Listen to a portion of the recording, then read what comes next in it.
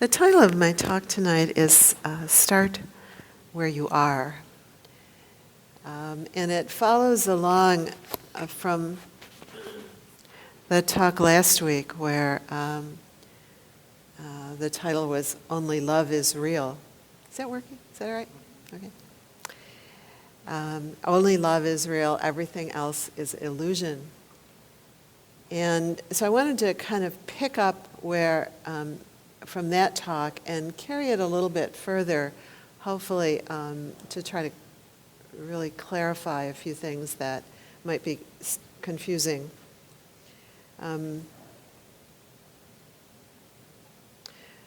So His Holiness, I read to you last week the quote from His Holiness the Dalai Lama, all of our difficulties result from mistaken perception. All of our difficulties result from mistaken perception. And we were talking last week that, as many of you know, this is part of a very long series on working with difficult emotions or difficult energies and trying to understand some of the teachings and readings that we might do that come from very different directions and can be very confusing. And in order ultimately to understand some of the teachings about difficult emotions, we actually need to understand the Buddha's teachings on self and no self. And so I was talking last week a little bit about that, the bottom line being only love is real. And read to you the quote from His Holiness the Dalai Lama, who, when he was talking about he was talking at a conference and somebody started to introduce a question saying, I know the self isn't real, but, and the Dalai Lama interrupted him to say, well, wait a minute, the self is real. It's real in a relative sense, so if you don't understand that, you'll get in a lot of trouble. So on the one hand, the Dalai Lama says all of our difficulties result from mistaken perception, and indeed perception about the sense of self. So there is no self. And on the other hand, he says, wait a minute, the self is real. And somebody asked also last week about atoms, and I was thinking afterwards that the questions, there was one over here and one over here, that somebody was asking about basically physics questions, and foolishly I attempted to answer a question about physics. But anyway, that was about all I knew about physics. But I found I had in my notes a quote from Niels Bohr, who's a physicist, was a physicist. He died in the 20s, actually. He won not in the 20s, he won the Nobel Prize in the 20s. But he said, anyone who is not shocked by quantum theory has not understood it. And so we can say anyone who is not shocked by Buddhism really has not, the Buddha's teachings, has not understood them. And another quote from him, he says, there are two sorts of truths, and he's talking about quantum physics. Profound truths recognized by the fact that the opposite is also a profound truth, in contrast to trivialities where opposites are obviously absurd. So in this teaching about the self and no self, it's really very similar. It's like particle and wave, that the answer is yes. And so to understand, it really is important to understand where people are coming from and what they're talking about, because otherwise any kind of discussion about emotions can be really confusing. Nevertheless, it is challenging and confusing to understand, something as simple as hatred never ceases by hatred. Well, what does that mean in relation to ISIS? Or what does that mean in relation to abuse or trauma? The basic guideline we've been talking about all along is suffering and its end. States are not wholesome if they ripen into suffering, the Buddha teaches. And they are wholesome if they ripen into liberation. But even so, it's still pretty confusing. This is a quote from Matthew Ricard. I want to read the whole thing. It's kind of long. But he says, it's important to determine whether it is possible to free oneself entirely from destructive emotions. This is possible only if negative emotions are not inherent in the ultimate nature of mind. You see how we get into no self here. If negative emotions like hatred were inherent in the most subtle aspect of mind, they would be present at all times. Yet just our ordinary experience tells us these negative emotions are intermittent. And contemplatives tell us that as they go deeper toward realizing the fundamental aspects of consciousness, they do not find negative emotions in the luminous continuum at the very subtle level. It is rather a state that is free from all destructive emotions and negativity. This opens the possibility for working with those emotions and the tendencies that breed them. If destructive emotions were inherent in the mind, there would be no point in trying to gain freedom from them. It would be like washing a piece of charcoal, which can never become white. To recognize the possibility of being free is the starting point of the path of inner transformation. One can drive away the clouds and find that behind them the sun has always been there and the sky has always been clear. To consider whether those destructive emotions are part of the basic nature of mind, we need to examine them.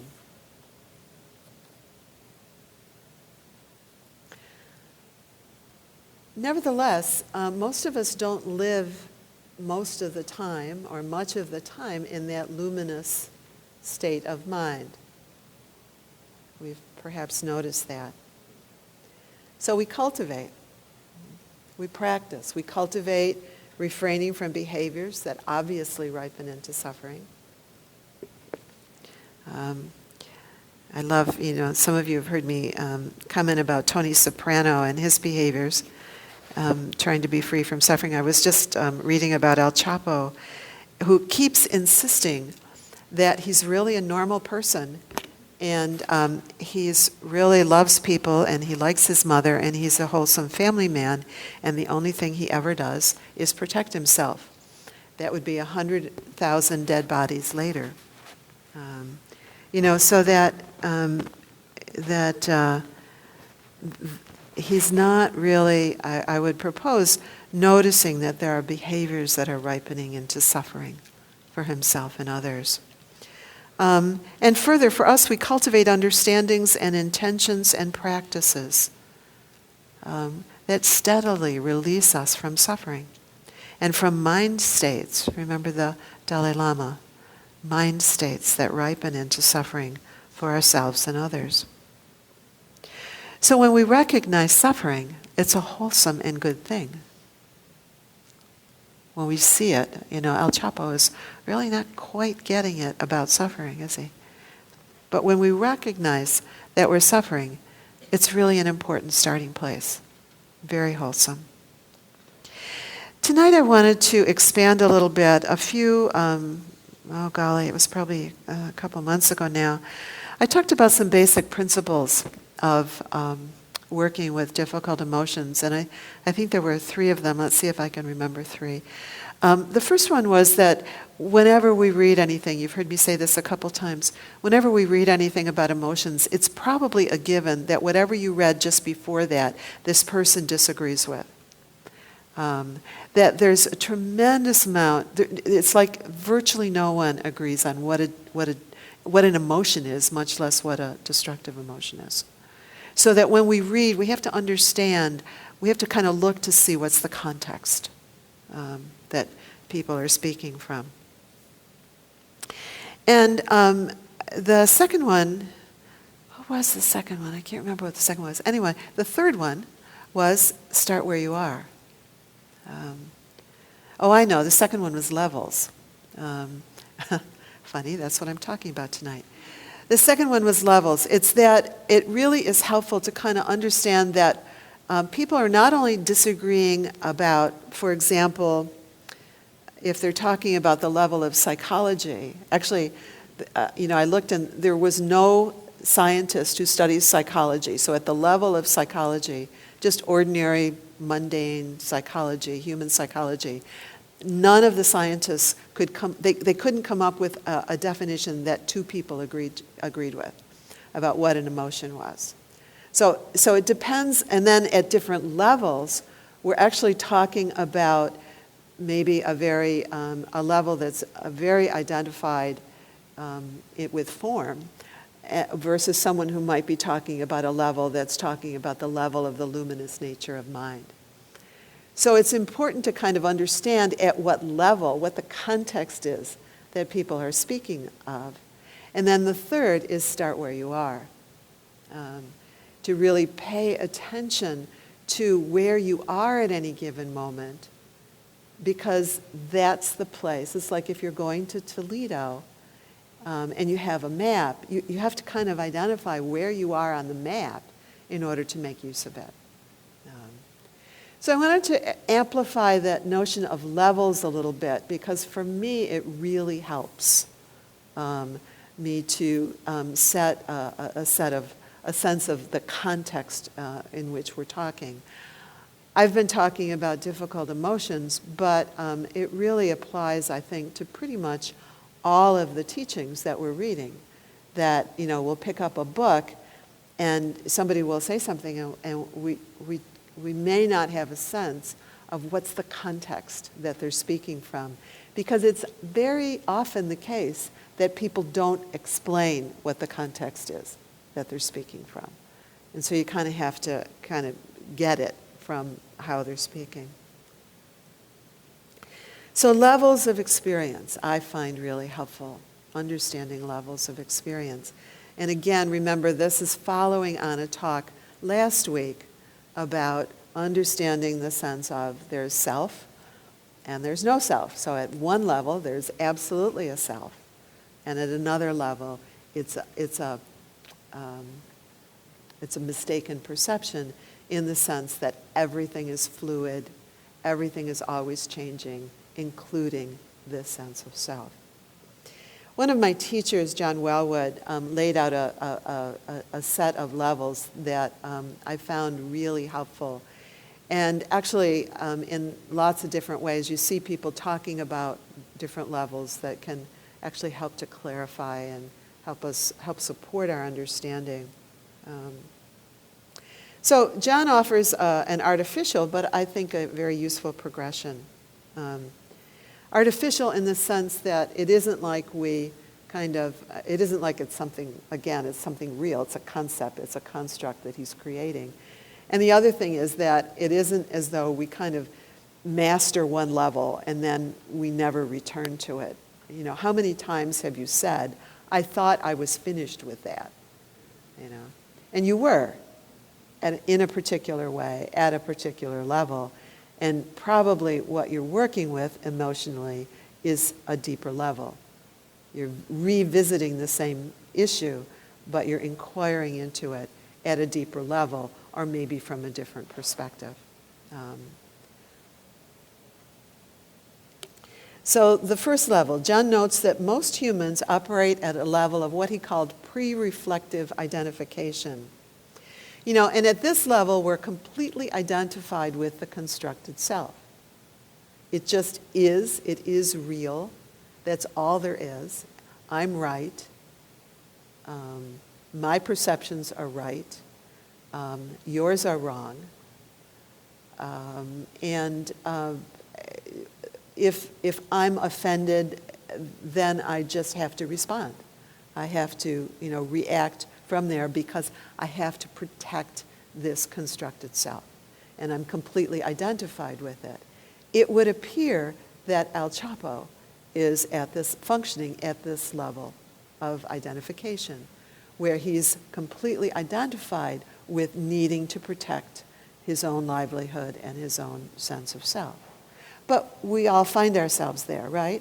Somebody steps in front of us in line at Kroger's, and we can kind of feel the energy of that identified self arise, where we want to protect that sense of self. And we kind of get a little outraged. How could you do that? Or, all sorts of examples from our ordinary lives. We see this ourself as true. We see our perspectives as fixed. And we see our emotions as true and something that need to be either fixed to make them right according to some concept that we have, or we find ourselves collapsed into emotional states. And we all know that place, don't we? You know, we all have moments where we get triggered into reactivity, where all that is real is, you know, we find ourselves talking about, can you believe so-and-so did that, and to me? You know, whether it's, you know, a parent or a sibling or a neighbor or a politician, you know, where we're really pretty identified with this perspective and find ourselves working really hard to protect and extend that perspective. So that's the place where we want to, as a protector of, you know, say animals or the unborn children, where we want to kill people in order to protect animals. You know, we want to destroy people in order to protect animals. And that's the kind of identification that is driving that kind of behavior. But we all know it, don't we?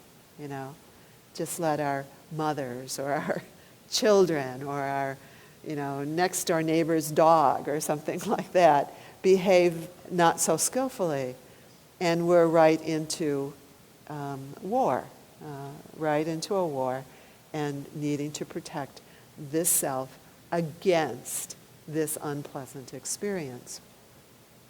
And that's that place where we have what I call my and furthermore speech, you know, where I'm, you know, kind of the rumination in the mind where we are discussing why I'm right and you're wrong. So at this level, the human brain either has not yet developed a reflective capacity, like a small child, or someone whose development has been severely derailed by some experience, or the reflective capacity is overwhelmed by life experience and is not able to, it's not online, if you will, to be able to be used to inform a skillful response.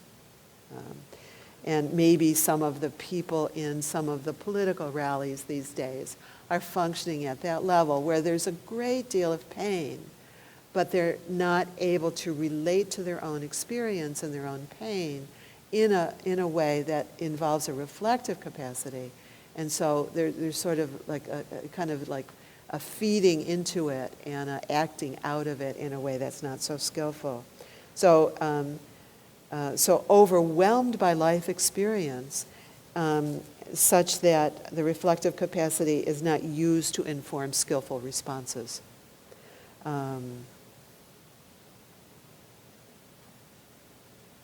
So at this level, at the level of the constructed self, there's actually quite a lot to be said here.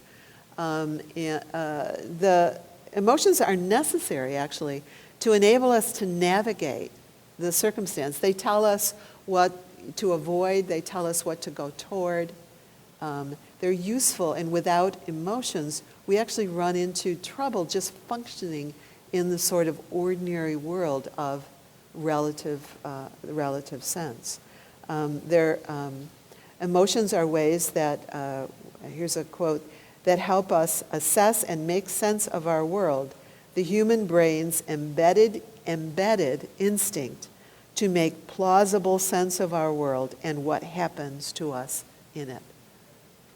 So at this level of pre-reflective identification, it's the level at which the brain is struggling to inform behavior as in a way that makes plausible sense of whatever it is that we're experiencing.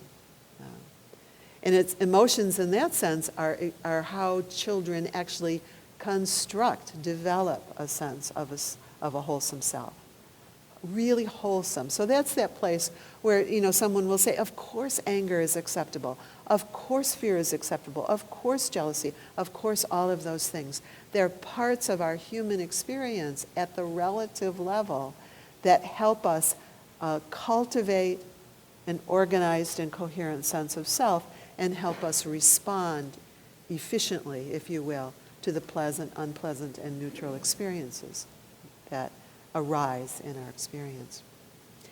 But at the second level, as we grow and develop this sense of self, we begin to reflect. Actually, young children begin to reflect quite early, although that capacity to reflect doesn't actually stabilize until well into one's 20s. And the reflective capacity is actually cultivated through relationship. And that's one of the ways that human relationship is so crucial, because without wholesome human relationship and wholesome reflection by others in human relationship, we don't develop, the brain actually doesn't develop a wholesome reflective capacity. But at the second level, we begin to reflect. We see that the self has choices. We can begin to understand, we're able to step back a little bit from our experience itself and look at it in context. We're able to notice, this thing just doesn't like me very much. We're able to notice that other people have different experiences than we do. And we're able to begin to kind of think about our experience rather than just be caught in it. And again, we kind of know that place, don't we? Where we kind of, that place where we see ourselves behaving badly and we might say to somebody, I can see that I'm, not doing this well. I can't quite get how to do it better, but I can see that this isn't so skillful. And we can begin to see other people and appreciate that other people aren't doing things so well, and begin to step back and reflect with them or about them so that we don't have to engage with them. We don't have to go to war with them. We can begin to step back and see how they're functioning and begin to assess what might be skillful responses on our own part to that. We can discern whether our thoughts, our speech, and our action lead to happiness for self and others. At this level, there remains, however, a strong divide between self and other. But we get it that others have a separate reality that may not be the same as ours. We still are pretty confident that I exist and you exist as kind of, if you will, separate beings, that somehow I can function independently of all of the rest of the world. Where even last week we did some contemplations where even a moment's notice, we can notice that there's just nothing here that I can produce independently. Absolutely nothing, including the dinner I had tonight that is enabling me, and where that dinner came from. So we still kind of have a delusion that we're pretty self-sufficient, but we're beginning to have an inkling, at least conceptually, that might not be true, or at least completely true. We begin to care. We begin to care about others feel or think. We begin to inquire. Inquiry, however, remains primarily a conceptual thing. It's sort of like we think about it with our brain, but we have difficulty directly feeling in embodied presence kind of where other people are or where I am. So it's still kind of mental at this level. And that kind of points us to the third level, where we move toward deeper and more direct reflection of our own experience. Here's where it starts to drop directly into experience. So my mother-in-law does something that I don't like, and not only am I not going to war, not going to leave a dead body around. And not only do I begin to understand that she sees things differently, but now at this third level, I begin to be able to notice in my own body what this unpleasant experience feels like. Just what it feels like.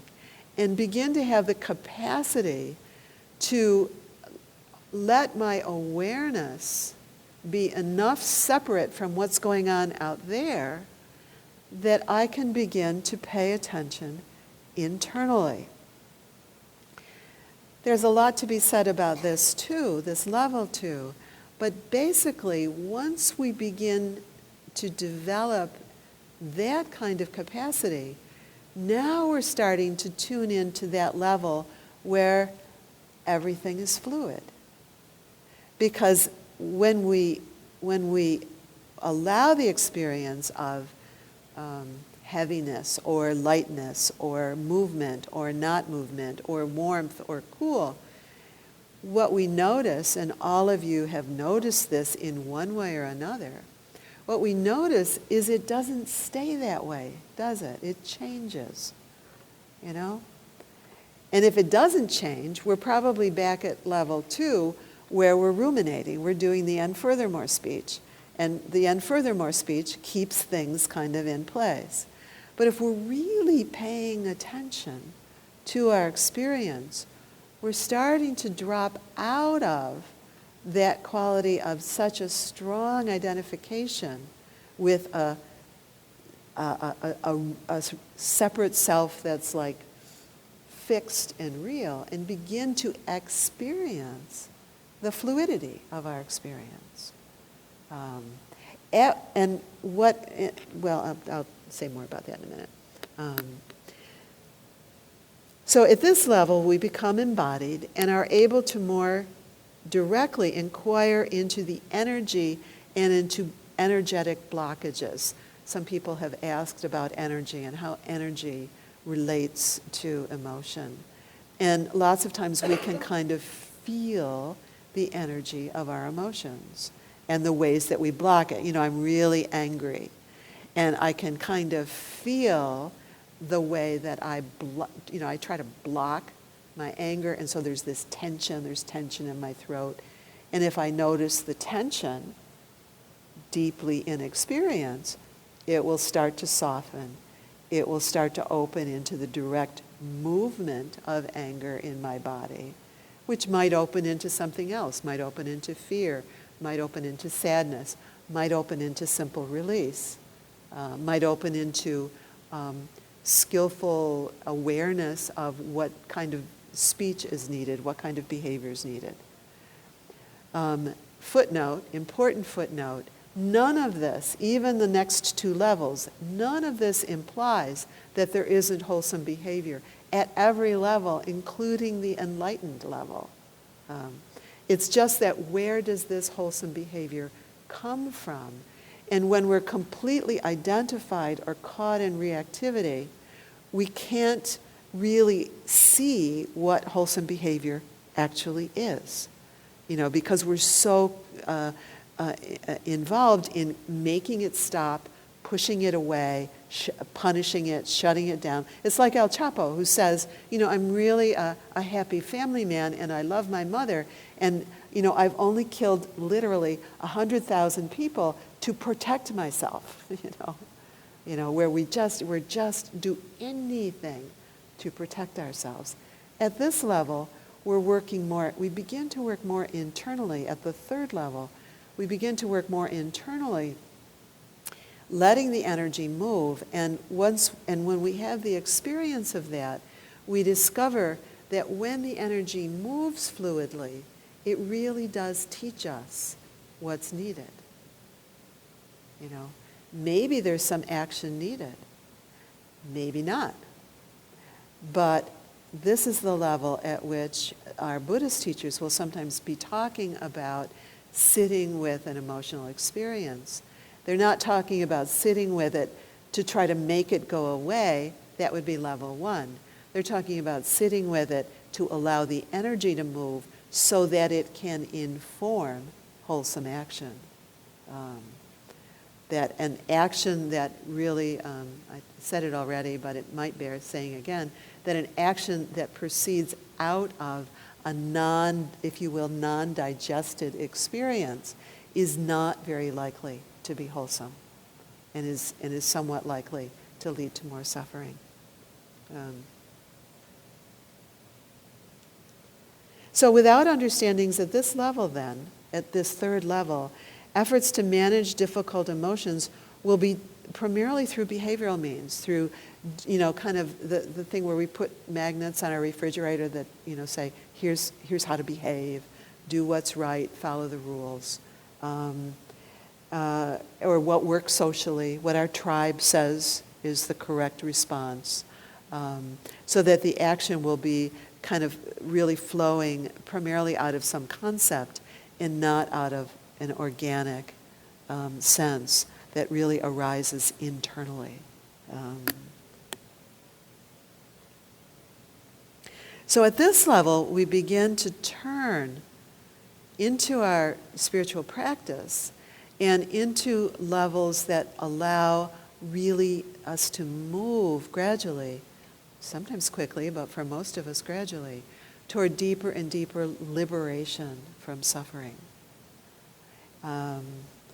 Virtually all of Western discussions of emotion work at one of these first three levels. Virtually all of them. Even though there's still no common agreement about what an emotion is. Sometimes people will study behavior. Sometimes people will study speech. Sometimes people will study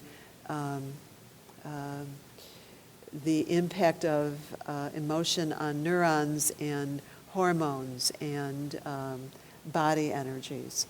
But virtually all of Western discussions of emotion virtually anything that you read that's written by a Westerner who isn't deeply steeped in spiritual practice are going to be at one of these first three levels.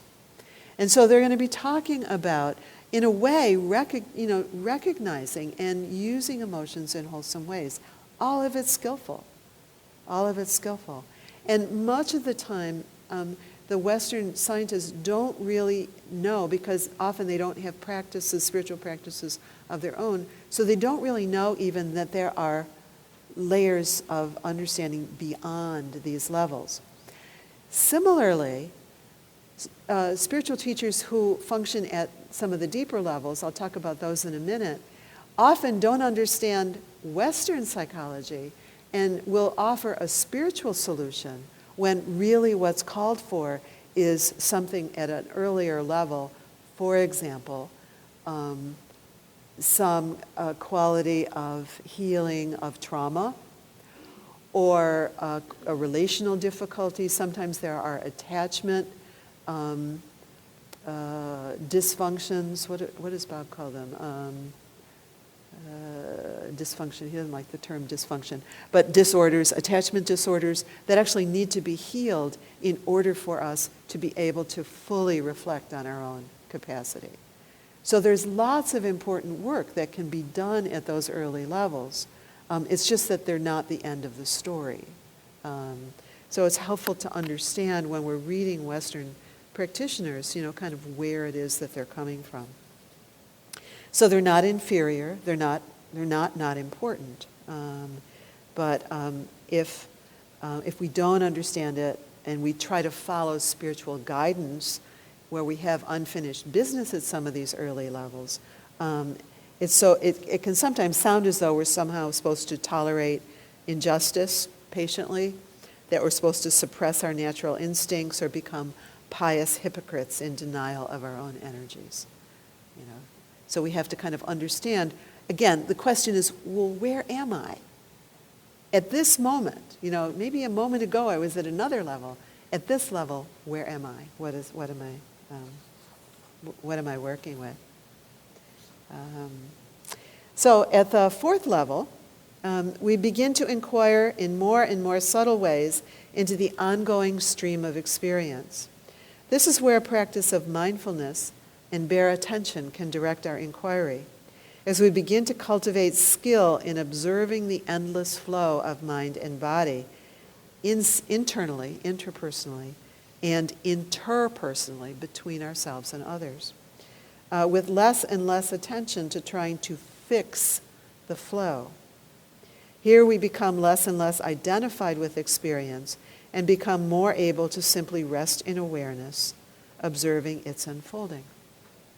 And at this is the level that we work with when we go on retreats, isn't it? You know, where we sit in retreat and we sort of watch, you know, things start to surface and we're invited to, you know, be aware of those energies moving.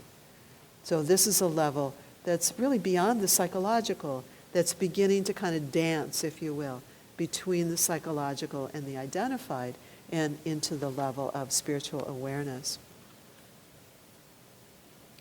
And so much of the spiritual teachings, and indeed much of the teachings that we offer here on Tuesday nights, is from this level, touching maybe a little bit in level 3 and maybe a little bit in level 5 sometimes. So, you know, just to understand that that's just what we're doing here. It doesn't mean that the other levels are wrong. And then the 5th level, John calls post-reflective awakening within experience. And this is the level at which we're able to rest in that luminosity of mind I was speaking about last week, that state where we really get it, that only love is real. And we're able to rest in the luminous nature of mind, able to release conceptual mind and allow the flow, releasing any fixed sense or attachment to separation or any sense of mine and yours or me and you. Here we release judgment or any stand for or against, becoming one with experience. Since we are one with experience and with all that is, it is no longer even possible, from a psychological sense, to resist or harm another, as we relate to all human experience with profound love and compassion. So at this level, the human personality is still available for executive functioning. We can still think, plan, remember, order groceries, eat our breakfast, find our car. But any sense of identification with this separate self is released. This is the level that Thomas Merton experienced when I read you that quote from the street level. This was the moment of awakening that he experienced. And here's another quote. This one is from Albert Einstein. He said, "A human being is part of a whole called by us the universe, a part limited in time and space. He experiences himself, his thoughts and feelings, as something separated from the rest, a kind of optical delusion of his consciousness. This delusion is a kind of prison for us, restricting us to our personal desires and to affection for a few persons nearest us." This is Albert Einstein. He says, "Our task must be to free ourselves from this prison by widening our circles of compassion, to embrace all living creatures and the whole of nature in its beauty."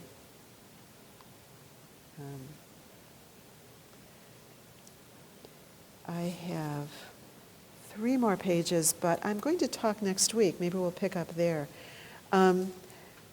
So the point is that all of these levels have their usefulness. All of them are functional. And indeed, individuals can function at the level of awakening. Maybe next week I'll read you a quote. There's a quote I have from one of the Philip Kapla-Roshi, where he says, you know, somebody says, well, doesn't enlightenment clear away all the problems at those earlier levels? He says, no, what it does is it shows them up. You just see them much more spaciously and are able to work with them much more skillfully. Similarly, does it mean that then when we're at this luminous state, then ISIS can come and they can have my cat and they can have my house and it's all fine? No, it doesn't mean that either. We can take very clear and very strong action. It's just that that action isn't driven by the same energy that El Chapo's energies are driven by. And it isn't driven by a sense of hatred or the kind of energy that wants to harm another being, but a very strong energy. And the Buddha actually has some moments in the suttas where the Buddha takes very strong stances, and you go, whoa, that's pretty amazing. Where he's speaking very strongly, and at times what sounds like very harshly, where he's saying to somebody, you are wrong. And he's doing it in a way to try to inform the community that this is not a skillful position to take. So it isn't that once we're at this level that somehow we just sort of fall back and we're just all little fairies and everything's lovely. It's just that the movement is informed in a very different way than how it is at an earlier level. I'll try to say a little more about that next week. I have this odd streak here. I have 3 weeks in a row. You get me 3 weeks in a row. So, if there are questions, I know there's there's sort of dense material. If you have questions, I'll remind you that you are totally welcome to email me, sharon@metta.org, to email me with questions, and I'll try to incorporate them, responses into the talks. So I'll pick up again next week, part 3. Blessings.